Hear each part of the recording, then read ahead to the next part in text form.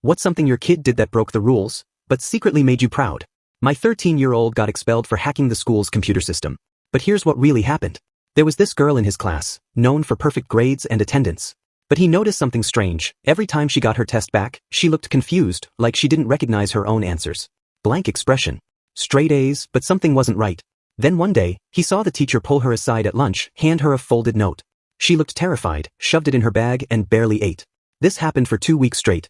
He started noticing a pattern. The teacher would change grades right after those meetings. Curious and concerned, he used his tech skills and cracked into the school's grading system. Yeah, technically against all the rules, but what he found was worse. The teacher had been changing her grades, real D's and F's turned into straight A's. But that wasn't the worst part. There was a folder labeled Insurance, full of photos of her, nothing explicit, just her walking to class, eating lunch, doing homework, and even screenshots of messages.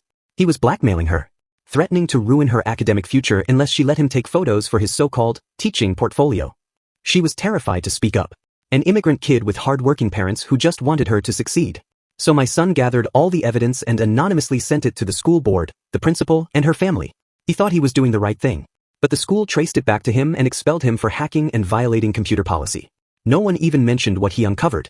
The teacher kept teaching. The girl kept being blackmailed. When I got to the hearing, the principal made it sound like my son was some kind of cybercriminal. We have zero tolerance for hacking, she said. I listened for maybe half a minute before I stood up. So, you're punishing my kid for exposing a predator? I asked. She started fumbling some nonsense about rules and procedure. I cut her off. A 13-year-old had to hack your system because your procedures failed to protect a child. Then I pulled out my phone. Who are you calling? She asked.